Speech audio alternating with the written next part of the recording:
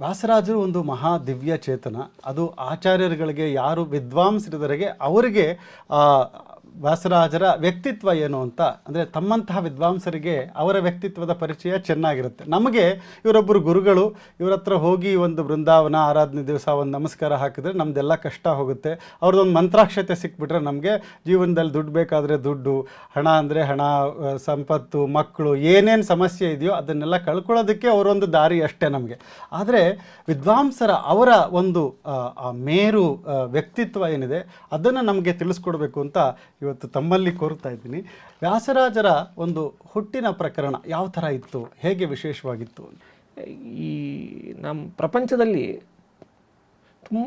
ಕೆಲವೇ ವ್ಯಕ್ತಿಗಳು ಇಂಥವರು ಹುಟ್ಟುತ್ತಾರೆ.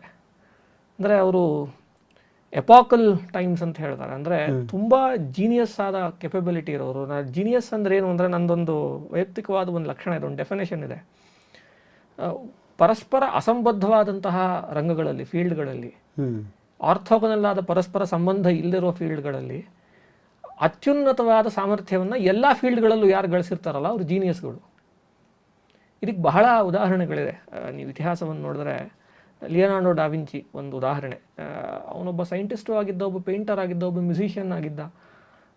ಇಂಥವ್ರು ಬಹಳ ಜನ ಪ್ರಪಂಚದಲ್ಲಿದ್ದಾರೆ.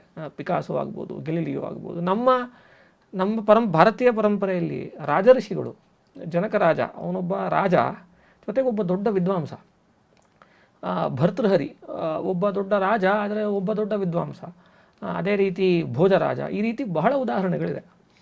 ಬಹಳ ಜನ ಸನ್ಯಾಸಿಗಳು ಈ ರೀತಿ ಮಲ್ಟಿಫ್ಯಾಸೆಟೆಡ್ ಜೀನಿಯಸ್ಗಳು ಈ ಪರಂಪರೆಯಲ್ಲಿ ಬಂದಿದ್ದಾರೆ. ವಿದ್ಯಾರಣ್ಯ ಸ್ವಾಮಿಗಳು ಒಂದು ಉದಾಹರಣೆ ಅದಕ್ಕೆ. ಮತ್ತೆ ಎಲ್ಲ ಮತ ಸ್ಥಾಪನಾಚಾರ್ಯರು, ಮಧ್ವಾಚಾರ್ಯರು, ರಾಮಾನುಜಾಚಾರ್ಯ, ಶಂಕರಾಚಾರ್ಯ, ಇವ್ರುಗಳು ಆ ಸಾಲಲ್ಲಿ, ಅಂದರೆ ಪ್ರಪಂಚದ ಅತಿ ರೇರ್ ಆದಂತಹ ಡೈಮಂಡ್ ಥರ ಇರುವಂಥ ವಜ್ರದಂತಹ ಪೀಸ್ಗಳು ಯಾವ ಭಗವಂತ ಸೃಷ್ಟಿ ಮಾಡಿರ್ತಾನಲ್ಲ ಆ ಸಾಲಿಗೆ ಸೇರೋರು ಅಷ್ಟಿರ್ತರು. ಅವರು by the true sense of the word genius ಅವರು. ಅದರಲ್ಲಿ ನಿಸ್ಸಂಶಯವಾಗಿ ಅವರು, ಯಾವಾಗಲೂ ನಾನು ಹೇಳ್ತಾ ಇರ್ತೀನಿ, ವ್ಯಾಸತ್ರಯದಂತಹ ಅತಿ ಕಠಿಣವಾದಂತಹ ತರ್ಕ ಜಟಿಲವಾದಂತಹ ವೇದಾಂತ ಗ್ರಂಥಗಳನ್ನು ರಚನೆ ಮಾಡಿದ ವ್ಯಕ್ತಿ ಕೃಷ್ಣ ನೀ ಬೇಗನೆ ಬಾರು ಅಂತ ಒಂದು ಹಾಡು ರಚನೆ ಮಾಡ್ತಾರೆ. ಅಂದರೆ ಅವರ ಒಂದು ಶಾಸ್ತ್ರಗಳಲ್ಲಿ ಹೇಳ್ತಾರೆ, ವಜ್ರಾದಪಿ ಕಠೋರಾಣಿ ಮೃದೂನಿ ಕುಸುಮಾದಪಿ ಲೋಕೋತ್ತರಾಣಾಂ ಚೇತಾಂಸಿ ಕೂನು ವಿಜ್ಞಾತುಮರ್ಹತಿ ಅಂತ. ಬಹಳ ದೊಡ್ಡ ಜನಗಳ ಮನಸ್ಸು ಹೇಗಿರುತ್ತೆ ಅಂದರೆ ವಜ್ರಕ್ಕಿಂತ ಕಠೋರವಾಗಿರುತ್ತೆ, ಒಂದು ಕುಸುಮಕ್ಕಿನ್ನ ಅಂದರೆ ಒಂದು ಹೂವಿನ ಮೃದುವಾಗಿರುತ್ತೆ ಅಂತ. ಸೊ ಇದು ಜೀನಿಯಸ್ನ ಡಿಫೈನ್ ಮಾಡ್ತಿರೋದು. ಆ ರೀತಿಯಾದ ವ್ಯಕ್ತಿತ್ವ ಅವ್ರದ್ದು. ಒಬ್ಬ ಪೊಲಿಟಿಕಲ್ ಅಡ್ಮಿನಿಸ್ಟ್ರೇಟರ್ ಆಗಿದ್ದರು, ರಾಜತಂತ್ರಜ್ಞರಾಗಿದ್ದರು. ಕೃಷ್ಣದೇವರಾಯನಿಗೆ ಅವನು ನಡೆಸ್ತಾ ಇರುವಂತಹ ಯುದ್ಧ ತಂತ್ರಗಳನ್ನು ತಿಳಿಸ್ಕೊಡೋರು. ಒಬ್ಬ ವೇದಾಂತಿ ಆಗಿದ್ದರು. ಮತ್ತು ಒಬ್ಬ ಲೋಕೋಪಕಾರ, ಸಮಾಜ ಉಪಕಾರ ಮಾಡುವಂಥವರಾದರು. ಒಬ್ಬ ಸಂಗೀತಜ್ಞ ಆಗಿದ್ದರು. ನೀವು ಓದಿರುವಂಥ ಪುರಾಕದಲ್ಲಿ ಎಲ್ಲ ಬರುವಂಥ ವಿಷಯಗಳು. ಅದರಿಂದ ಅವರ ವ್ಯಕ್ತಿತ್ವ ತುಂಬ ತುಂಬ ತುಂಬ ಬಹಳ ಬಹಳ ದೊಡ್ಡದು, ಬಹಳ ದೊಡ್ಡದಾದಂತಹ ವ್ಯಕ್ತಿತ್ವ. ಅದು ಇಂಥ ಜನಗಳೆಲ್ಲ ಅವರು ಜೀನಿಯಸ್ ಅಂತ ಅನ್ನೋದು ಅದು ಹುಟ್ಟಿನಿಂದನೇ ಕಾಣಿಸುತ್ತೆ. ಅದು ಕನ್ನಡದಲ್ಲೂ ಹೇಳ್ತಾರಲ್ಲ, ಬೆಳೆಯೋ ಚಿಗುರು ಬೆಳೆಯೋ ಪೈರು ಚಿಗುರಿನಲ್ಲೇ ಒಂದು ಗಾದೆ ಇದೆಯಲ್ಲ, ಆ ರೀತಿ ಇವರು ಹುಟ್ಟಿನಲ್ಲೇ ಒಂದು ಯಾರೂ ಮಾಡದೇ ಇರುವಂಥ ಕೆಲಸಗಳನ್ನು ಅವ್ರು ಅವಾಗಿಂದನೇ ಮಾಡಿರ್ತಾರೆ. ವಿಷಯ ಏನು ಅಂದರೆ, ನಾ ಹೇಳುವಂಥ ಯಾವ ವಿಷಯಗಳು ಇದು ಕರ್ಣಾಕರ್ಣಿಕೆಯಾಗಿ ಬಂದಿರುವಂಥದ್ದಲ್ಲ. ಇವೆಲ್ಲ ದಾಖಲಾಗಿರುವಂಥ ವಿಷಯಗಳು. ಕೃಷ್ಣದೇವರಾಯನ ಕಾಲದಲ್ಲಿ ವಿಜಯನಗರ ಅಂತ ಅನ್ನೋದು ಪ್ರಪಂಚದ ಅತಿ ಸಂಪದ್ಭರಿತವಾದ ರಾಜ್ಯ ಆಗಿದ್ದರಿಂದ ಬಹಳ ಜನ ವಿದೇಶಿ ಯಾತ್ರಿಕರು ಇಲ್ಲಿಗೆ ಬಂದು ಅದನ್ನೆಲ್ಲ ದಾಖಲೆ ಮಾಡಿಟ್ಟಿದ್ದಾರೆ. ಆ ದಾಖಲೆಗಳಲ್ಲಿ ಇವಿವೆ. ಒಬ್ಬ ಫ್ರೆಂಚ್ ಒಬ್ಬ ಟ್ರಾವೆಲರ್ ಬಂದು ವ್ಯಾಸರಾಜರ ಹುಟ್ಟಿನ ಬಗ್ಗೆ ಹೇಳ್ತಾನೆ. ವ್ಯಾಸರಾಜರ ಚರಿತ್ರೆ ಬಗ್ಗೆ, ಅವರ ಜೀವನ ಚರಿತ್ರೆ ಬಗ್ಗೆ ಹೆಚ್ಚು ಅಂಶ ಗೊತ್ತಾಗುವಂಥದ್ದು ಒಬ್ಬ ಸೋಮನಾಥ ಕವಿ ಅಂತ ಒಬ್ಬ ಕವಿ ಬರೆದಿರುವಂಥ ವ್ಯಾಸಯೋಗಿ ಚರಿತ ಅನ್ನೋ ಒಂದು ಚಂಪು ಕಾವ್ಯದಿಂದ. ಒಂದು ದೊಡ್ಡ ಮಹತ್ತರವಾದ ವಿಷಯ ಅಂತಂದರೆ, ಈ ಸೋಮನಾಥ ಕವಿ ಅಂತನೋನು ವ್ಯಾಸರಾಜರು ತಮ್ಮ ಉಸಿರಾಗಿಟ್ಕೊಂಡಂಥ ಮಾಧ್ವ ಸಂಪ್ರದಾಯದಲ್ಲಿ ಬಂದವನಲ್ಲ. ಓ ಅಲ್ವಾ?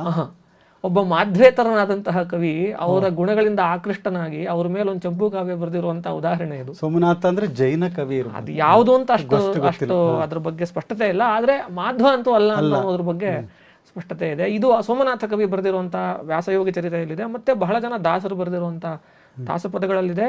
ಅದಲ್ಲದೆ ವಿದೇಶಿ ಯಾತ್ರಿಕರು ಬಂದು ಬರೆದಿರುವಂತಹ ಗ್ರಂಥಗಳಲ್ಲೂ ದಾಖಲೆ, ಹೌದೌದು, ಒಂದಲ್ಲ 2-3 ದಾಖಲೆಗಳಿದೆ.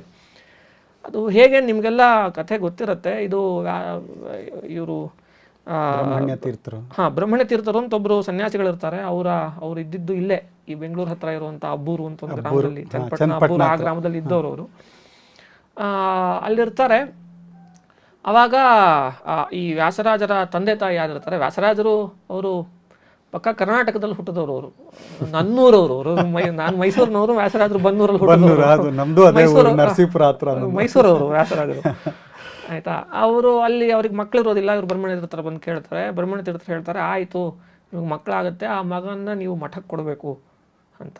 ಆ ಮಗ ಹುಟ್ಟು ಕೂಡಲೇ ಅದು ಮಠಕ್ಕೆ ಕೊಡಬೇಕು ಇವ್ರಿಗೆ ಅಂತ ಹೇಳ್ತಾರೆ. ಆ ಮಗು ಆಗುತ್ತೆ ಆ ದಂಪತಿಗಳಿಗೆ. ಮಾತಿಗೆ ತಕ್ಕಂಗೆ ಅವರು ಮಠಕ್ಕೆ ಕೊಡ್ತಾರೆ. ಇವರು ಆ ಮಗುವನ್ನು ಕಥೆ ಏನು ಹೇಳ್ತಾರೆ ಅಂದರೆ, ಒಂದು ಬಂಗಾರದ ತಟ್ಟೆ ಹರಿವಾಣದಲ್ಲಿ ಆ ಮಗುನ ತೊಗೊಂಡು ಬರ್ತಾರೆ. ತೊಗೊಂಡು ಬಂದು ಸನ್ಯಾಸಿಗಳು ತಾವೇ ಸಾಕ್ತಾರೆ ಅಂತ. ಅಂದ್ರೆ ಆ ಮಗು ತಾಯಿ ಹಾಲು ಇದೇ ಇಲ್ಲ, ಸ್ಪರ್ಶವೇ ಇಲ್ಲ. ಇದು ನಿತ್ಯ ಭಗವಂತನಿಗೆ ನಿವೇದಿತವಾದ ಅಭಿಷಿಕ್ತವಾದ ಹಾಲನ್ನೇ ಅವರು ಸೇವನೆ ಮಾಡ್ತಾ ಇದ್ರು ಹುಟ್ಟದಾಗಿಂದ. ಇದನ್ನ ಫ್ರೆಂಚ್ ಟ್ರಾವೆಲರ್ ದಾಖಲೆ ಮಾಡ್ತಾನೆ. ಇದು ಅಂದ್ರೆ ನಾವು ಅನ್ಕೊಂಡಿರೋದು ನಮ್ಗೆ ಏನ್ ಹೇಳ್ತಾನೆ ಅಂದ್ರೆ, to literally quote him, Krishnadevaraya used to seek blessings of a Brahmin priest every day before he starts his court proceedings. And this Brahmin priest has not come in contact with any women, including his mother ಅಂತ ಬರೆದಿದ್ದವನು. ಅದು ಅವತ್ತಿನ ಕಾಲಕ್ಕೆ ಪ್ರಚಲಿತವಾದ ಕತೆ. ಇವರು ಎಂದೂ ಒಂದು ಸ್ತ್ರೀಯ ಸ್ಪರ್ಶನೇ ಮಾಡದಿರೋ, ತಾಯಿಯ ಸ್ಪರ್ಶನೂ ಮಾಡದೇ ಇರುವಂಥ ಮೇರು ವ್ಯಕ್ತಿತ್ವ ಇವ್ರದ್ದು. ಮಠದಲ್ಲೇ ಅವರನ್ನು ಬ್ರಹ್ಮಣ್ಯ ತೀರ್ಥರು ಬೆಳೆಸ್ತಾರೆ. ಅವರಿಗೆ 6-7 ವರ್ಷಕ್ಕೆ ಉಪನಯನ ಆಗುತ್ತೆ. ಉಪನಯನ ಆದ ಕೂಡಲೇ ಸನ್ಯಾಸ ಆಗುತ್ತೆ. ಸನ್ಯಾಸ ಆದಮೇಲೆ ಅವರು ತಮ್ಮ ಪ್ರಾರಂಭದ ಅಧ್ಯಯನವನ್ನೆಲ್ಲ ಬ್ರಹ್ಮಣ್ಯ ತೀರ್ಥರ ಹತ್ರನೇ ಮಾಡ್ತಾರೆ. ಆಮೇಲೆ ಬ್ರಹ್ಮಣ್ಯ ತೀರ್ಥರು ಅವರು ತಮ್ಮ ದೇಹತ್ಯಾಗವನ್ನು ಮಾಡಬೇಕಾಗಿರುತ್ತೆ. ಆವಾಗ ಅವರು ಹೆಚ್ಚಿನ ಅಧ್ಯಯನಕ್ಕೆ ಅಂತ ಇವರನ್ನ ತಮ್ಮ ಬ್ರಹ್ಮಣ್ಯ ತೀರ್ಥರ ದೊಡ್ಡಮ್ಮನ ಮಗ ಮತ್ತೊಬ್ಬರು ಸನ್ಯಾಸಿಗಳು ಲಕ್ಷ್ಮೀನಾರಾಯಣ ತೀರ್ಥರು ಅಂತ, ಅವರು ಇವತ್ತಿನ ಜನಕ್ಕೆ ಅವರು ಶ್ರೀಪಾದರಾಜರು ಅಂತ ಗೊತ್ತಿರ್ತಾರೆ. ಅವ್ರ ಹತ್ರ ಇವ್ರು ಕಳಿಸ್ತಾರೆ. ಲಕ್ಷ್ಮೀನಾರಾಯಣ ತೀರ್ಥರು ಮತ್ತು ಬ್ರಹ್ಮಣ್ಯ ತೀರ್ಥರು ಇಬ್ಬರು ಪೂರ್ವಾಶ್ರಮದಲ್ಲಿ ಕಸಿನ್ಸ್. ಅವ್ರ ಹತ್ರ ಇವ್ರ ಅಧ್ಯಯನಕ್ಕೆ ಕಳಿಸ್ತಾರೆ. ವ್ಯಾಸರಾಜರ ಅಧ್ಯಯನ ಅಂತ ಅನ್ನೋದು ಅಲ್ಲಿ ಮುಳುಬಾಗಿಲು ಅನ್ನೋ ಜಾಗದಲ್ಲಿ ಪ್ರಾರಂಭ ಆಗುತ್ತೆ.